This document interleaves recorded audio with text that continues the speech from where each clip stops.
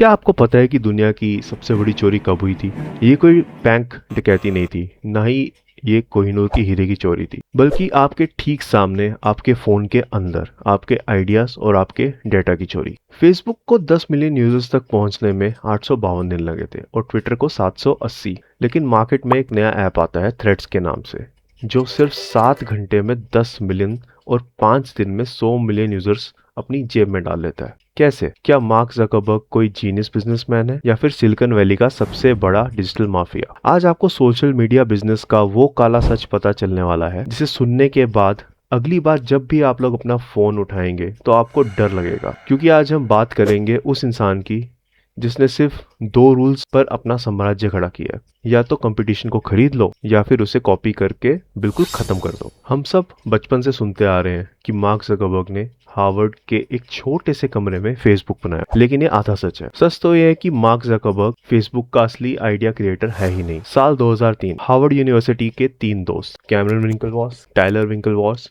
और दिव्या नरेन, उनके दिमाग में एक रेवोल्यूशनरी आइडिया आता है, एक ऐसा सोशल नेटवर्क जो पूरे कॉलेज के स्टूडेंट्स को आपस में कनेक्ट कर सके, और उसका नाम रखा गया हार्वर्ड कनेक्शन। लेकिन उनकी एक दिक्कत थी, उनमें से किसी को भी कोडिंग करना नहीं आती थी। लेकिन उन्हें अपने कैंपस के एक लड़के के बारे में पता था जो अजीबोगरीब कोडिंग और वेबसाइट्स बनाने के लिए बदनाम था, और उसका नाम था मार्क जकरबर्ग। मार्क को इस प्रोजेक्ट की कोडिंग का जिम्मा सौंपा गया। मार्क ने शुरुआत में बहुत ही डिसिप्लिन दिखाई, अच्छे से काम किया, लेकिन फिर शुरू होता है साइकोलॉजी का एक डार्क गेम। मार्क ने जानबूझकर हार्वर्ड कनेक्शंस का काम टालना शुरू किया, बहाने बनाए और बैकग्राउंड में उन्हीं के आइडियाज को चुराकर एक नया प्लेटफॉर्म तैयार कर लिया, द फेसबुक। 4 फरवरी 2004 को द फेसबुक लाइव हो गया। उन 3 दोस्तों का आइडिया उनके सामने चोरी हो चुका था, कोर्ट केस हुआ, सेटलमेंट हुआ, लेकिन तब तक मार्क जकरबर्ग दुनिया का सबसे कम उम्र का बिलियनर बनने की राह पर चल चुका था। क्या ये कोई काला जादू है? नहीं, ये एप्स आपके फोन का माइक्रोफोन, कैमरा और आपकी हर डिजिटल मूवमेंट को ट्रैक करते हैं। मेटा के पास आज 4 बिलियन से ज्यादा लोगों का ऐसा डेटा है जो उन्हें ये अच्छे से कैलकुलेट करके बताता है कि आपको क्या पसंद है, आप कब उदास होते हैं,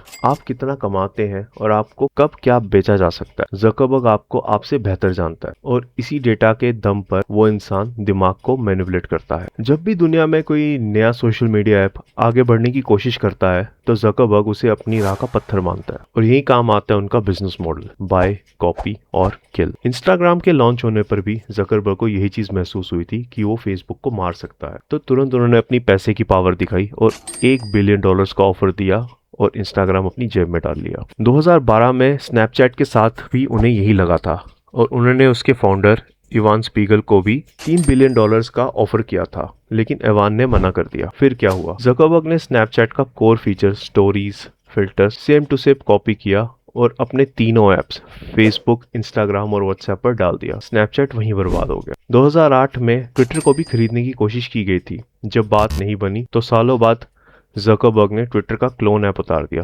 थ्रेड्स। इवन बात इतनी बढ़ गई थी कि इलॉन मस्क ने तो मेटा के ऊपर ट्रेड सीक्रेट चुराने का लीगल नोटिस तक भेज दिया था। इंटरनेट पर आपने देखा होगा कि कैसे इलॉन मस्क और मार्क जकरबर्ग की आपस में खिटपिट सी चलती रहती है। इन्होंने तो एक दूसरे को केज फाइट का चैलेंज तक दे दिया था। लोग इस लीगल और फिजिकल वॉर को देखने का मजा ले रहे थे, लेकिन सच जानना चाहते हो, ये सब सिर्फ एक डिस्ट्रैक्शन ड्रामा है ताकि वो हमेशा लाइमलाइट में रहे। इन बिलियनर्स ने तो अपनी जिंदगी में जो हासिल करना था वो कर लिया, और वो हमारे अटेंशन से खेल रहे हैं। हाल ही में एक रिपोर्ट भी आई है सोशल मीडिया के ऊपर जिसमें बताया गया है कि डिप्रेशन, एंजाइटी और फोमो आजकल के समाज में बहुत ज्यादा बढ़ गए, खास करके जो यंग लोग हैं। जब आप इंस्टाग्राम पर किसी की फेक लग्जरी लाइफस्टाइल देखते हो तो आपका दिमाग डोपामिन के लूप में फंस जाता है। आप जितना समय उनके ऐप पर बिताओगे, जकरबर्ग की नेटवर्थ उतनी ही ऊपर जाएगी। देखिए, मैं ये नहीं कह रहा कि आज ही आप सोशल मीडिया को छोड़ दें, इस डिजिटल दौर में वो मुमकिन ही नहीं है, लेकिन मैं चाहता हूँ कि हम सब लोग इस बारे में अवेयर रहें। अगली बार जब स्क्रॉल करें तो याद रखें कि हम कंटेंट नहीं देख रहे, बल्कि कोई हमारा टाइम और अटेंशन चुरा रहा है, क्योंकि